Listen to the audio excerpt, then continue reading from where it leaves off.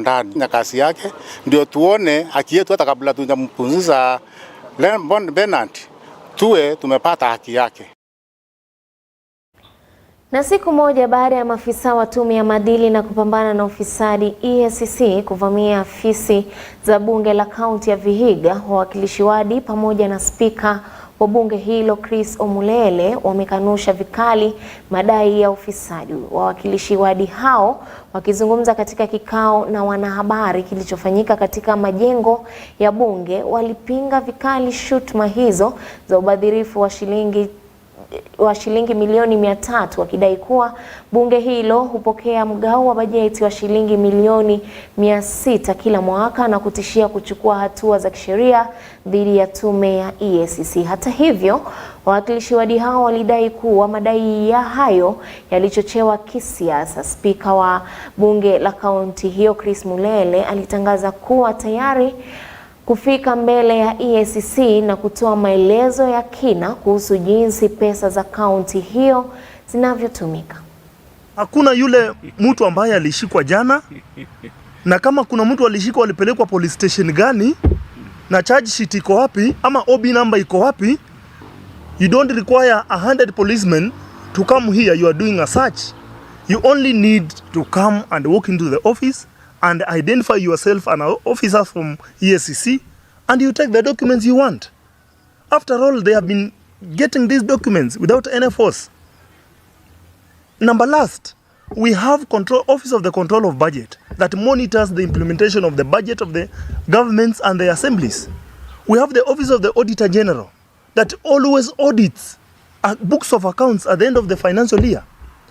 These two independent offices have failed to identify this looting, but EACC can identify the looting. We know this is political castigation. We know officers who are behind this.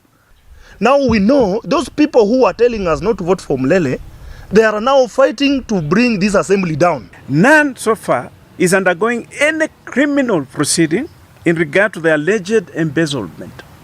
We have not seen any charge sheet. We have not seen any arraignment order. We have not seen any court summons for any of our officers to go to court. Tafadhali watu wa EACC muache kutumia ofisi zenu ama nyadhifa zenu vibaya kwa kutumia au kufuata uongo. Hapa ni assembly ambayo budget yetu ya assembly hapa ni shilingi milioni 600 na kitu. Sasa mtu kuandika au kudai kwamba zaidi ya milioni 300 imetumika, imeibiwa, tutakuwa tumeiba hiyo pesa, na wafanyakazi hapa watalipwa pesa ngapi? Haya mambo hayataishia hapa. Lazima tupate speaker wetu ni wakili, tunayo mawakili hapa, lazima tutapata interpretation kutoka kotini. Kwa sababu gani hawa watu wamekuja kutuharibia jina na kuelekeza madai ambayo yalikuwa ya uongo?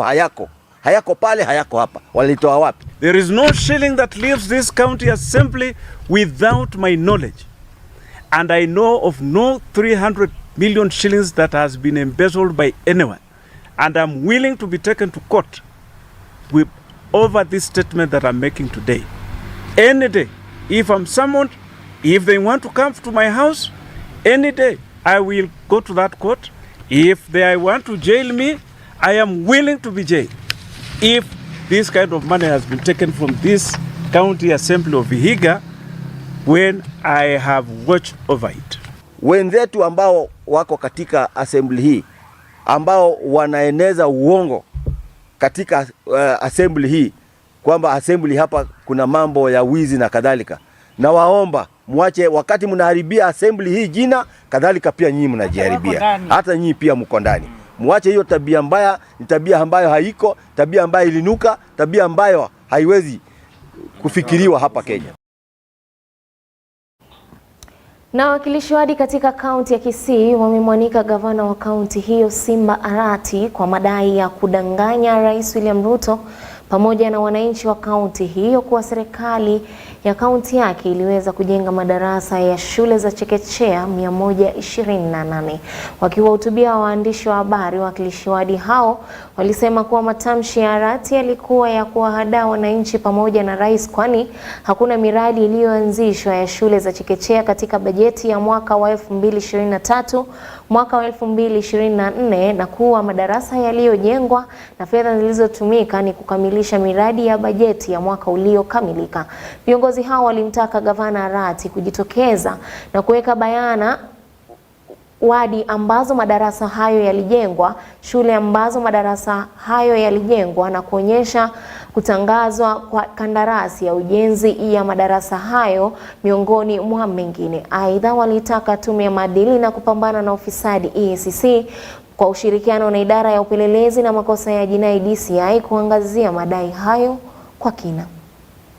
While the president was at Mosocho, the governor said that in the last 1 year since he got into office, he's been able to do 128 ECDs. He also repeated the same while he was addressing media at ATC, saying that he has done 128 ECDs. Honorable members of the press, I want to tell you, and I want to outline here, that that is a complete lie. In the last budget, what we had were the completion of ongoing projects. The current budget 2023-2024, we have not implemented any project in terms of ECD. In the last budget, as the governor was saying, which was purported to have had the 128 classes, the money that was there was for completion of projects that had been in the previous budget.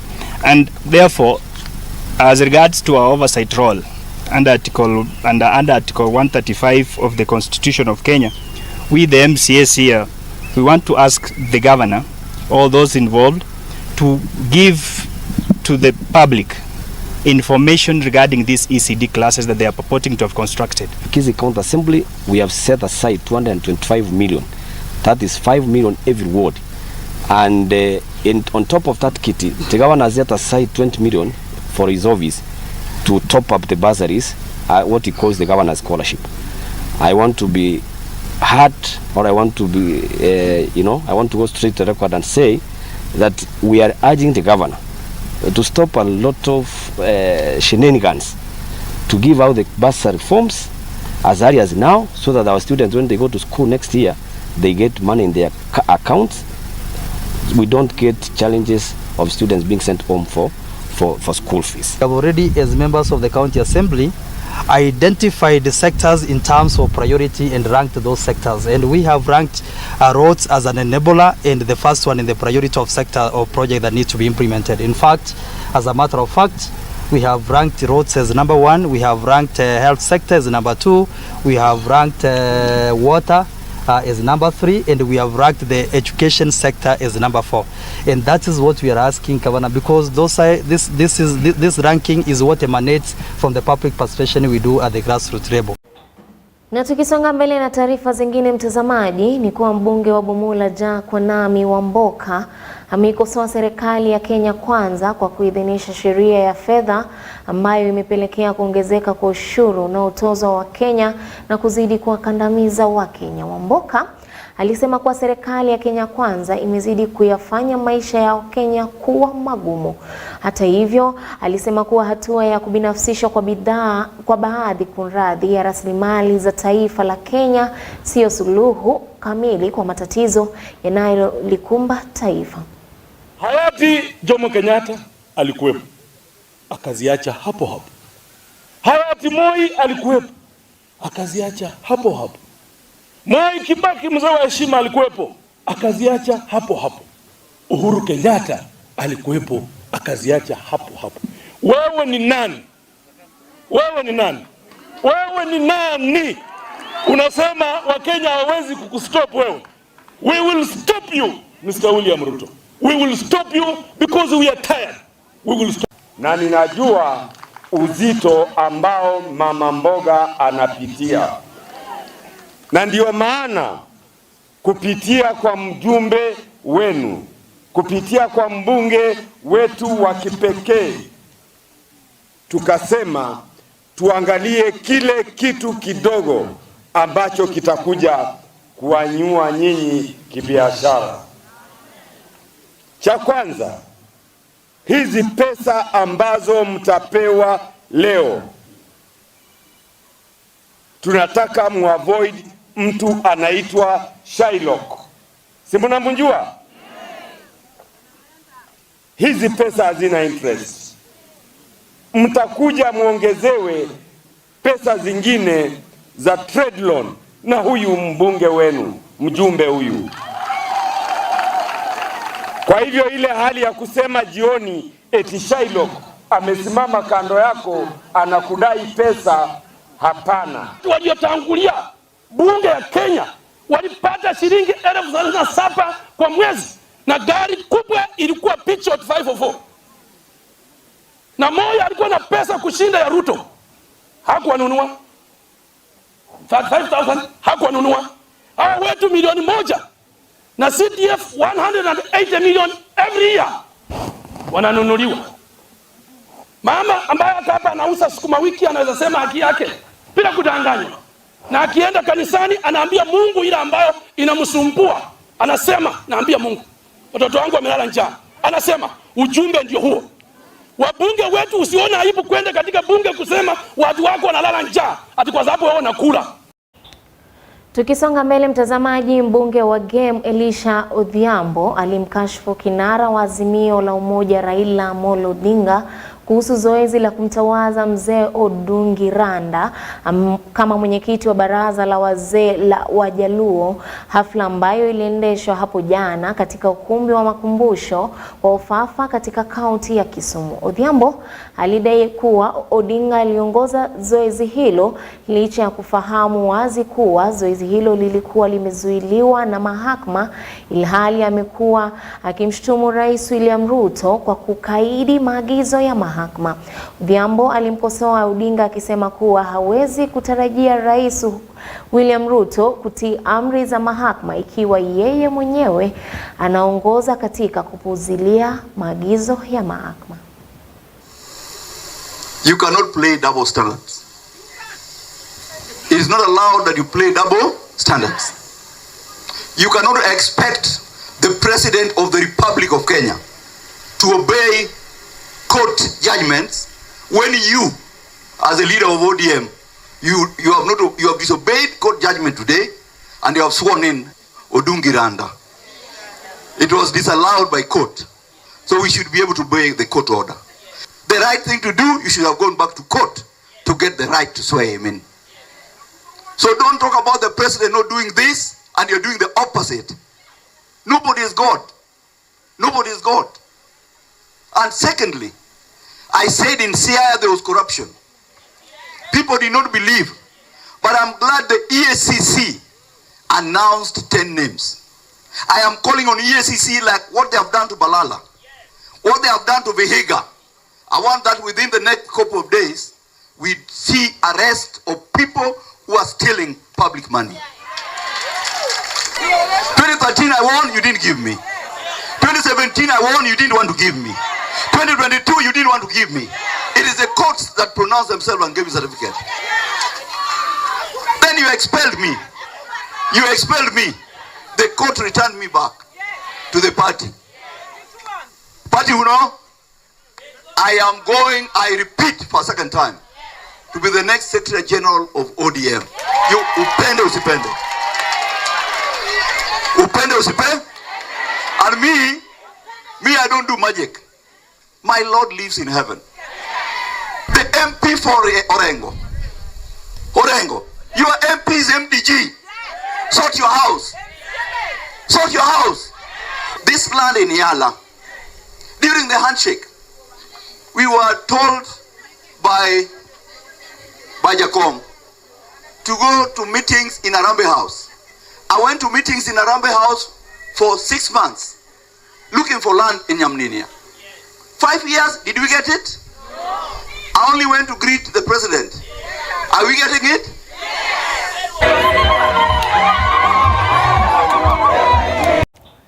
Mbunge wa Rarieda Otiende Amolo amemkashifu Rais William Ruto dhidi ya matamshi yake ya vitisho kwa viongozi wanaoelekea mahakamani kupinga baadhi ya sera zake, hususan nyumba za bei nafuu.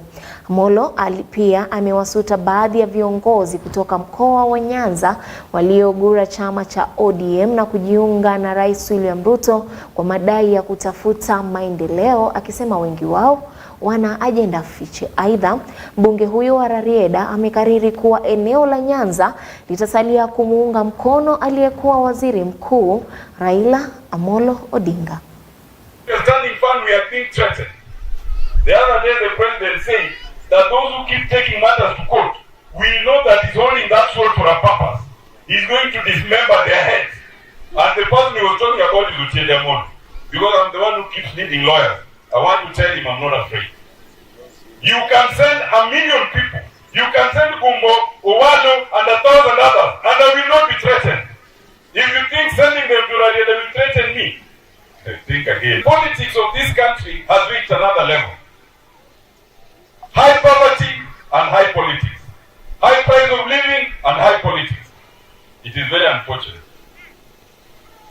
The unfortunate thing is that those who are supposed to deal with the high price, high cost of living are putting high politics instead. They are walking everywhere, even in Rarieda. They are sending people to come and incite people instead of dealing with the high cost of living.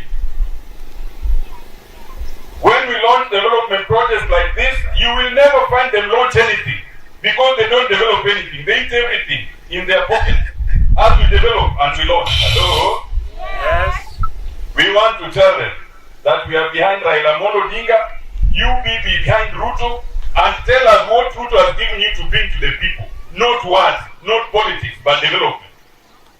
If you really have money for development that you went to order to get development, let's finish the road that Raila and Uhuru left at Akadu. And now 4.8 kilometers cannot get to Asembo Bay. Let us continue with that road from Asembo Bay to Luak to Kailija. Let us do the tarmac that was planned from Gagra, Madian to Ndigwa. That is development.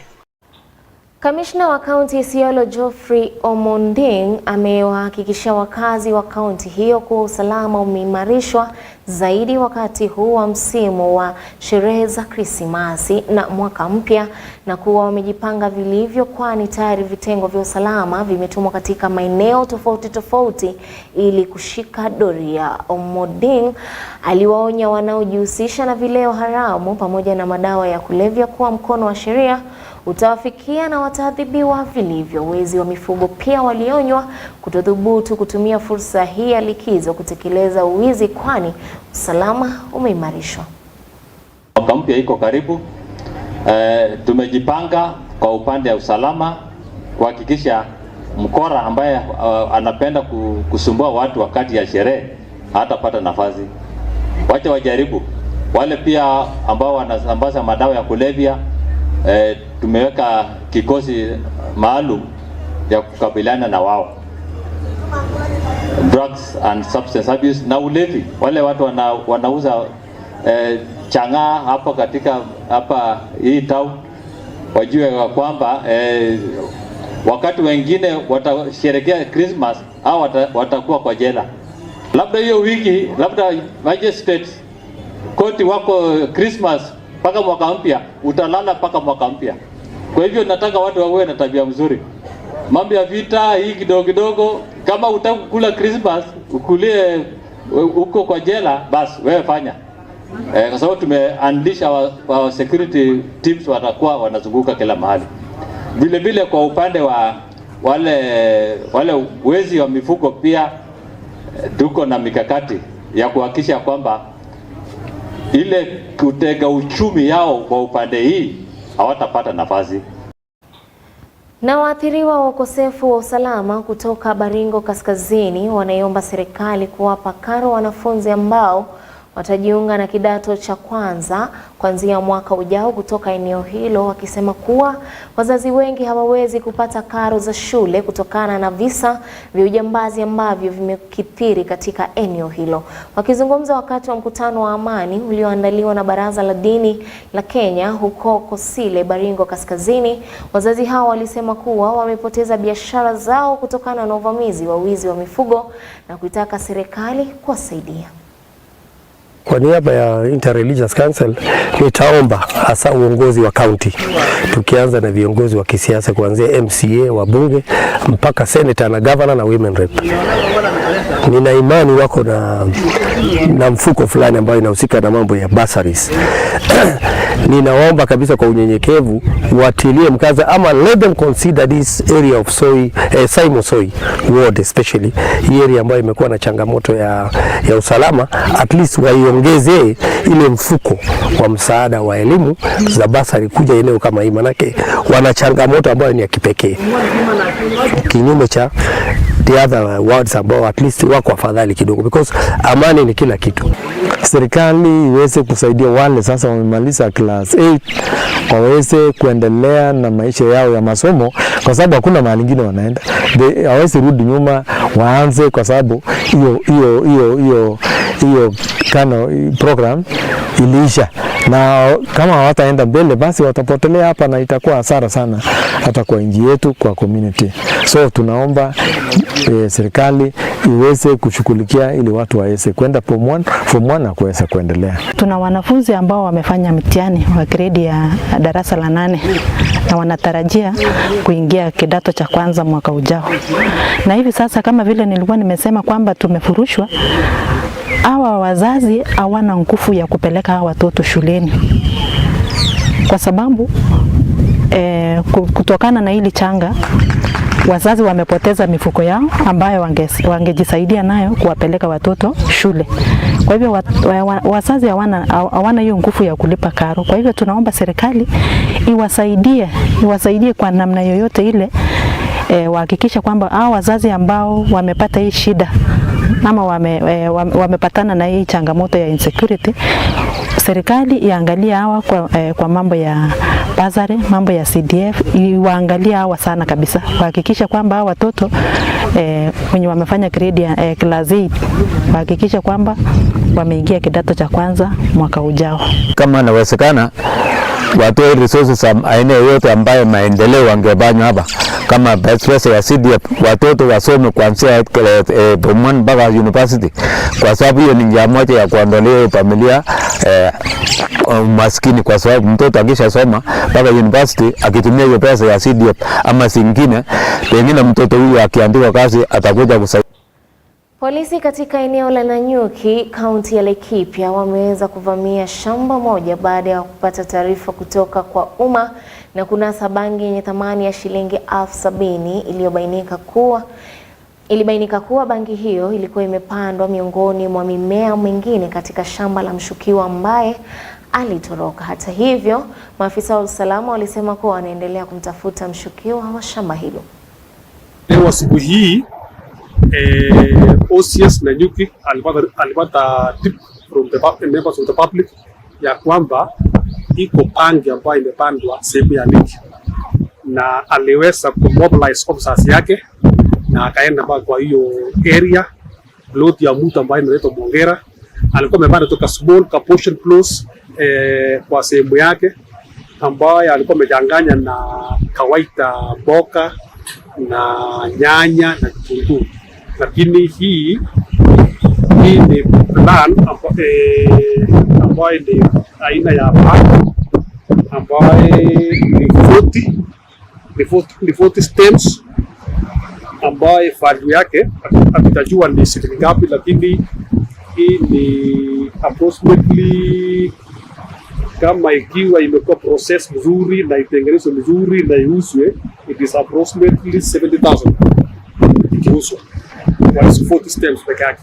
Mwenye plot nafikiri alisense trap ya police officers akatoroka, lakini plot mwenyewe tunajua mahali hapo. Baraza la Kitaifa la Idadi ya Watu na Maendeleo PD limetoa wito kwa serikali za kaunti kushirikiana pamoja nao ili kupunguza visa vya mimba za utotoni pamoja na visa vya ukeketaji kwa mtoto wa kike. Wakizungumza huko Laikipia, maafisa katika baraza hilo walisema kuwa wanahitaji mchango wa serikali za gatuzi katika kuongezea rasilimali ambazo zitawasaidia katika kufikia malengo yao.